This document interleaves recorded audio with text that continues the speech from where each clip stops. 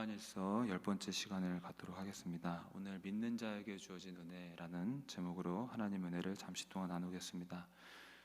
오늘 말씀을 보게 되면은 사도 요한이 요한일서를 쓰는 이유에 대해서 적고 있습니다. 오늘 말씀 12절에서 14절까지의 말씀을 보게 되면은 내가 너희에게 이것을 쓰는 것은, 이런 구절이 굉장히 많이 반복이 됩니다. 내가 너희에게 이것을 쓰는 이유가 있다. 그러면서 그 쓴 이유를 6차례에 걸쳐서 이야기를 하고 있는데, 가만히 그 내용을 살펴보면은 어떤 내용이 있냐면은 너희들이 이러이러하기 때문에 이것을 쓴 것이다. 너희가 이러이러한 은혜를 받았기 때문에 이것을 쓴 것이다. 이런 내용들이 있습니다. 그래서 오늘 읽은 말씀을 쭉 살펴보면은 믿는 자들에게 어떤 은혜가 주어졌는지 그것을 한눈에 볼 수 있습니다.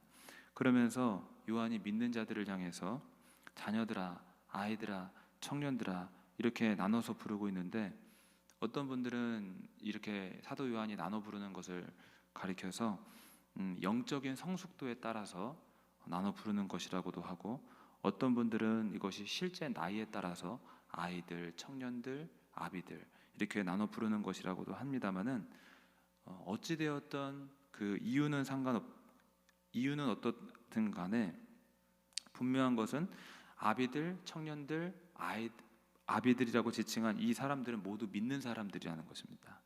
사도 요한은 이처럼 믿는 자들에게 이 글을 쓰는 이유를 적고 있는데, 너희가 이러이러하기 때문에 이걸 쓴 것이다. 너희가 이러이러한 은혜를 받았기 때문에 이걸 쓴 것이다. 이렇게 합니다. 따라서 오늘 본문을 보면서 믿는 자들이 어떤 은혜를 받았는지 그것을 세 가지로 나누어서 살펴보도록 하겠습니다. 첫째로, 믿는 자들은 예수님 때문에 죄사함의 은혜를 받았습니다. 12절의 말씀을 함께 다시 한번 보겠습니다. 자녀들아, 내가 너희에게 쓰는 것은 너희 죄가 그의 이름으로 말미암아 사함을 받았으며. 요한은 너희가 그의 이름으로 죄 사함을 받았다고 합니다. 여러분, 죄 사함은 정말 엄청난 복인 줄로 믿습니다. 저도 개인적으로 어떤 복을 원하냐고 묻는다면 단연코 죄 사함의 복을 구하겠습니다. 시편 32편 1절에도 이런 말씀이 있습니다. 다 같이 읽어봅니다. 허물의 사함을 받고 자신의 죄가 가려진 자는 복이 있도다. 여러분, 죄와 허물이 사하여진 자는 복이 있다고 했습니다. 여러분, 우리가 죄가 가려지는 게 얼마나 귀한 것인지를 실감이 나지 않는다면은 한번 이렇게 생각해 볼 수도 있습니다. 만약에 죄가 이 세상, 온 세상 사람들에게 내 죄가 밝게 드러난다고 한다. 어떻게 했습니까? 예를 들어서 내가 남들 모르게 끔찍한 죄를 지었는데 그것을 모든 세상 사람이 다 안다. 정말 끔찍하지 않습니까? 손가락질을 당할 것이고 부끄러움을 당할 것입니다. 그런데 숨기고 싶은 그 추하고 더러운 죄가 모두 가려지고 깨끗하게 씻김받고 잊혀지고 용서받는다고 한다면 정말 기쁨이 넘치고 평안이 넘칠 것입니다. 이처럼 죄사함의 은혜는 굉장한 은혜입니다. 그러므로 여러분 모두에게 죄사함의 은혜가 있길 주의 이름으로 축복합니다. 그런데 죄사함의 은혜가 누구의 이름으로 있다 합니까? 바로 하나님의 아들 예수의 이름으로 이루어지는 것입니다. 즉 예수님 덕분에 우리가 죄사함의 은혜를 얻는 줄 믿습니다. 하나님께서는 우리의 죄를 사하시기 위해서 그 아들 예수님을 보내주셨습니다. 그리고 그 아들 예수님이 우리 인류의 죄악을 담당하고 짊어지게 하셨습니다. 그 내용이 이사야 53장 6절에 기록이 되어 있습니다. 다 같이 읽어봅니다. 우리는 다 양 같아서 그릇 행하여 각기 제 길로 갔거늘 여호와께서는 우리 모두의 죄악을 그에게 담당시키셨도다. 이 말씀대로 하나님께서는 우리 모두의 죄악을 예수님이 대신 담당하도록 하시고 우리를 대신에 심판의 자리에 서게 하셨습니다. 그래서 예수님께서는 갈보리 언덕 십자가 위에서 살 찢기고 피 흘리며 상하시고 찔리신 것입니다. 이렇게 하나님께서는 그 아들 예수님이 우리의 죄악을 담당하게 하셨고, 그 아들 예수님께서 십자가에 달려 흘린 그 피를 보시고 우리의 죄를 용서하시고 사하신 줄 믿습니다. 여러분, 하나님은 그 아들 예수님을 통해 우리의 죄를 사하신 줄 믿으시길 주의 이름으로 축복합니다. 여러분, 우리는 정말 하나님 앞에 죄사함 받을 자격과 공로가 아무것도 없으나 오직 예수께서 우리를 위해서 피 쏟아주신 그 공로로, 십자가의 공로로 죄사함 받았기 때문에 오늘도 이 자리에 서고 하나님을 예배하고 하나님께 찬양과 경배 올리는 것을 믿으시길 주의 이름으로 축복합니다. 또 죄사하시기 위해서 하나님께서 나를 위해 그 아들까지 내어주셨다는 그 놀라운 은혜에 감사하시고, 또 그 아들 예수께서 날 위해 피까지 쏟아주셨다는 그 은혜에 감사하시며 나아가시길 주의 이름으로 축복합니다. 둘째로 또 어떤 은혜가 있느냐? 믿는 자들은 태초부터 계신 이를 알게 된 은혜를 받았습니다. 즉 하나님을 알게 된 은혜를 받았습니다. 13절을 한번 다 같이 읽어보겠습니다. 아비들아, 내가 너에게 쓰는 것은 너희가 태초부터 계신 이를 알았으며, 청년들아, 내가 너희에게 쓰는 것은 너희가 악한 자를 이기었음이라. 아멘. 이처럼 믿는 자들은 태초부터 계시니, 즉 태초부터 스스로 계시면서 하늘과 땅과 바다와 그 안에 있는 모든 만물을 창조하시니, 또 인류를, 인간을 창조하신 그 하나님을 알게 되는 은혜를 받았습니다. 여러분, 태초부터 계셔서 이 모든 만물과 우리 인간을 창조하신 하나님을 알게 된 것이 은혜임을 기억하시길 주의 이름으로 축복합니다. 물론 우리 말고도 이 세상 사람들도 하나님의 존재를 아예 모르는 것은 아닙니다. 그들도 더듬더듬거리면서 하나님의 존재를 느낄 수 있습니다. 어떻게 느낄 수 있느냐? 하나님이 창조하신 이 거대한 우주 만물을 볼 때에 과연 이 우주가 어디서 생겼을까? 과연 신이 있지 않을까? 하나님이 살아계시지 않을까?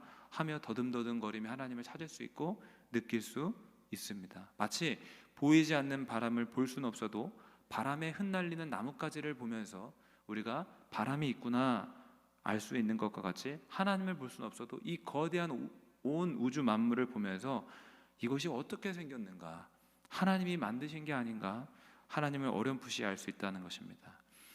그래서 로마서 1장에도 보면은 이런 말씀이 있습니다. 창세로부터 그의 보이지 아니하는 것들, 곧 그의 영원하신 능력과 신성이 그가 만드신 만물에 분명히 보여 알려졌나니, 하나님의 보이지 않는 신성한 능력이 그가 만드신 만물에 보여 알려졌다. 그가 만드신 만물을 보면 하나님을 알 수 있다라는 것입니다. 그래서 인류는 이 우주 만물을 보면서 태초부터 계신 이를 짐작합니다. 하나님이 살아 계실 것이라 추측합니다.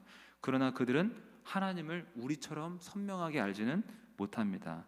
왜냐하면 하나님은 자신을 인류에게 보여주시기 위해서 유일하게 계시의 길로서 선택하신 것이 바로 그 아들 예수님이시기 때문입니다.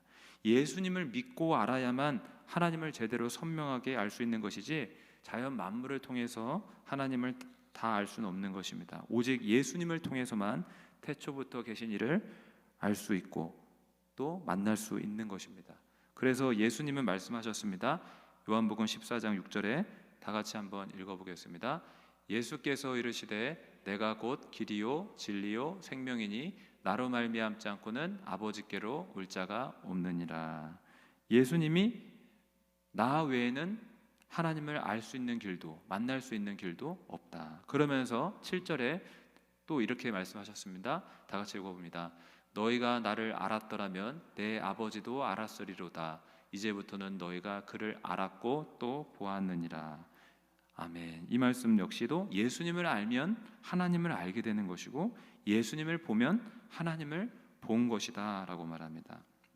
그런데 이 말을 제자들 가운데 하고 계셨을 때에 제자 중에 한 명이었던 빌립이 잘 알아듣지를 못하고 예수님께 요청을 합니다.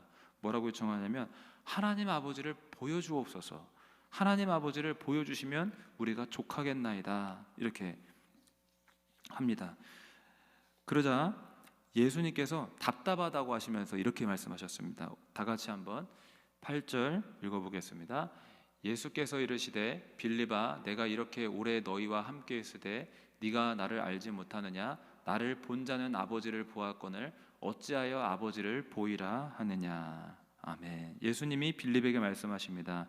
나를 본 자는 하나님을 본 것이나 마찬가지인데 왜 어찌 아버지를 보여달라 하느냐? 여러분, 예수님을 보고 아는 자가 하나님을 보고 아는 자가 되는 것임을 믿으시길 주의 이름으로 축복합니다. 왜냐하면 예수님은 하나님의 품속에 계시다가 이 땅에 오신 하나님의 독생자이시며 또 예수님과 하나님은 하나가 되시기 때문입니다.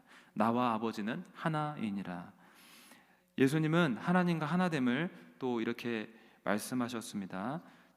우리 요한복음 14장 10절의 말씀, 9절의 말씀 다 같이 한번 보겠습니다. 다 같이 읽어보겠습니다. 내가 아버지 안에 거하고 아버지는 내 안에 계신 것을 네가 믿지 아니하느냐? 내가 너희에게 이르는 말은 스스로 하는 것이 아니라 아버지께서 내 안에 계셔서 그의 일을 하시는 것이라. 아멘. 하나님 아버지가 예수님 안에 계시고 예수님이 하나님 안에 거하시고 예수님과 하나님은 하나가 되셔서 예수님이 하시는 말이 하나님이 하시는 말이고 예수님이 하시는 행함이 하나님이 하시는 일이라는 것을 분명히 말씀하셨습니다. 여러분, 예수님을 통해 여러분들 태초부터 계신 일을 알게 된 은혜를 얻으신 것을 감사하시길 주의 이름으로 축복합니다. 또 예수님을 또 하나님을 더 알고자 하시는 분이 있다면 예수님께 초점을 맞추시길 주의 이름으로 축복합니다. 예수님을 보는 자, 예수님을 아는 자, 하나님을 보고 아는 자가 될 줄로 믿습니다.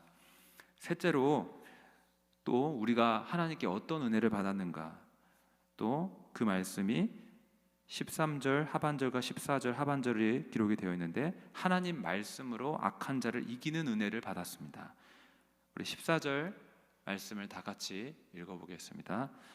아이들아, 내가 너희에게 쓴 것은 너희가 아버지를 알았으며 아비들아, 내가 너희에게 쓴 것은 너희가 태초부터 계신 이를 알았으며 청년들아, 내가 너희에게 쓴 것은 너희가 강하고 하나님의 말씀이 너희 안에 거하시며 너희가 흉악한 자를 이기었음이라. 아멘. 믿는 자들이 악한 자, 흉악한 자를 이기었다고 기록하고 있는데 여기서 악한 자, 흉악한 자는 여러분과 제가 다 짐작하시듯이 악한 사단마귀를 지칭하는 것입니다. 즉 이 말씀에서 살펴볼 수 있는 바는 청년들아, 너희는 악한 자를 대적하고 이길 수 있다. 너희가 흉악한 자를 이기었음이라. 여러분, 하나님께서 우리에게 악한 자 위에 서서 그 악한 자의 권세를 이길 수 있고 짓밟을 수 있는 권세와 권위를 주신 것을 믿으시길 주의 이름으로 축복합니다. 우리가 짚고 넘어가야 되는 것은 악한 마귀는 반드시 이겨야 한다는 사실입니다. 악한 마귀는 절대로 이로운 존재가 아니고 우리를 멸망시키러 온 존재입니다. 그래서 예수님께서는 마귀를 가리켜서 도둑이라고 표현했습니다. 요한복음 10장 10절 말씀 다 같이 읽어봅니다.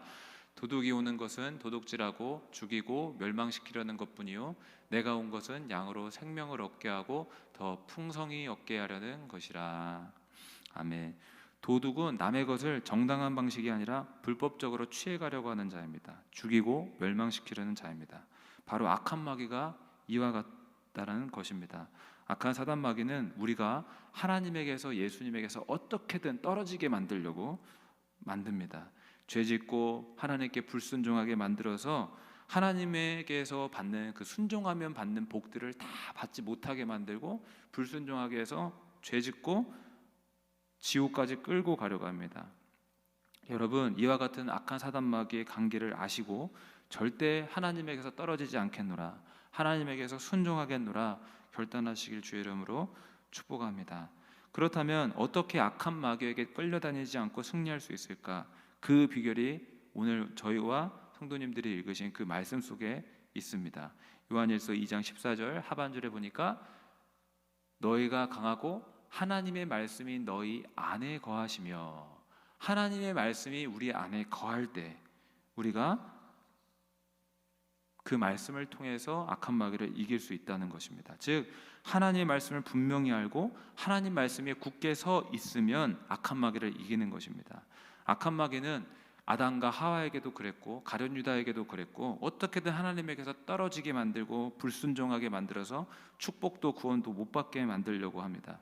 그런데 하나님의 말씀을 우리가 갖고 있으면 하나님 말씀대로 살 수 있고 좌로나 우로나 치우치지 않고 떨어지지 않고 하나님에게 붙어 있을 수 있는 것입니다.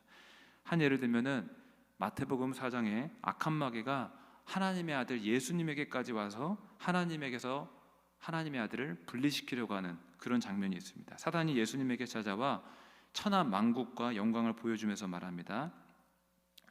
다 같이 9절의 말씀만 읽어보겠습니다. 이르되 만일 내게 엎드려 경배하면 이 모든 것을 내게 주리라. 사단에게 절하고 무릎 꿇으라 말합니다. 세상 임금이라고 하는 그 악한 마귀가 이 세상에 있는 모든 것을 너에게 주겠다고 하면서 예수님을 꿰을 때에 이와 같은 유혹과 시험이 찾아왔을 때 예수님이 단호히 거절합니다. 어떻게 사단의 유혹을 이깁니까? 바로 하나님의 말씀으로 이기십니다. 10절의 말씀 다 같이 한번 읽어보겠습니다. 이에 예수께서 말씀하시되 사탄아 물러가라. 기록되었을 때 주 너의 하나님께 경배하고 다만 그를 섬기라 하였느니라. 아멘. 여기서 예수님이 사탄아 물러가라, 사탄아 물러가라 그러면서 기록되었으되라고 하죠. 기록되었을 때는 하나님의 성경에 이렇게 기록되었다, 하나님의 말씀에 이렇게 기록되었다, 하나님께만 경배하고 다만 그를 섬기라 기록되었다. 근데 어찌 내가 너에게 무릎 꿇겠느냐, 악한 사단마귀야 물러가라, 이렇게 대적하고 승리한 것입니다. 여러분, 우리도 이와 같이 이기는 것입니다. 물론 예수님이 우리에게 그분의 이름을 주셔서 예수의 이름으로 꾸짖고 명령해서 악한 사단마귀를 떠나보낼 수도 있지만, 기본적으로 우리는 하나님의 말씀을 내 안에 갖고 있어서 하나님께 순종하는 길이 무엇인지 알고 하나님의 하신 말씀이 무엇인지 알아서 악한 마귀가 우리를 하나님에게 떨어뜨리려고 할 때에 흔들리지 않고 오직 하나님께만 붙어 있어 승리하는 것입니다. 그래서 베드로 사도도 말하기를 뭐라고 했느냐면은 너희는 믿음을 굳건하게 하여 그를 대적하라. 네, 다 같이 한번 8절 9절 읽어보겠습니다. 근신하라, 깨어라. 너희 대적 마귀가 우는 사자같이 두루다니며 삼킬 자를 찾나니 너희는 믿음을 굳건하게 하여 그를 대적하라. 이는 세상에 있는 너희 형제들도 동일한 고난을 당하는 줄 알미라. 아멘. 너희는 믿음을 굳건하게 하여. 우리의 믿음이 어떻게 굳건해집니까? 하나님의 말씀을 들을 때, 하나님의 말씀을 볼 때, 하나님의 말씀을 외울 때 믿음이 그 말씀을 통해서 들어와서 우리가 믿음이 굳건해져서 이길 수 있는 것입니다. 말씀을 정리합니다. 사도 요한이 쓴 글을 읽어보면 너희가 이러이러하기 때문에 내가 이 글을 쓴 것이다 라고 합니다. 그리고 그 이러이러한 내용을 살펴보니까 믿는 자들이 이런 은혜를 받았다, 이러이러한 은혜를 받았다라는 내용인데, 그 내용을 살펴보니까 믿는 자들은 첫째, 죄사함의 은혜를 받았습니다. 둘째, 태초부터 계신 이를 알아서 그분을 우리가 아버지라 부를 수 있게 되었습니다. 셋째, 또 우리가 하나님의 말씀을 갖고 있어서 악한 자를 이기는 권세와 은혜를 받았습니다. 여러분, 이와 같은 은혜가 저와 여러분들 속에 있음을 기억하시길, 그래서 주 앞에 감사하시길 주의 이름으로 축복하며 오늘 한 날도 주의 이름으로, 주의 말씀으로 승리하시길 주의 이름으로 축복합니다. 기도하겠습니다. 거룩하시고 살아계신 하나님, 감사합니다. 우리를 믿는 자로 택하여 주시어서 하나님의 말씀을 갖고 살아가게 하심에 감사합니다. 태초부터 계셔서 이 온 우주 만물을 창조하신 주님을 알 수 있고, 또 주의 이름으로 주님의 십자가의 공로로 죄사함 받게 하신 것도 감사를 드립니다. 항상 감사 찬송할 것뿐이오니 감사하며 찬송하며 살아가는 우리 모두가 될 수 있도록 도와주시옵소서. 감사드리며 예수님의 이름으로 기도하옵나이다. 아멘.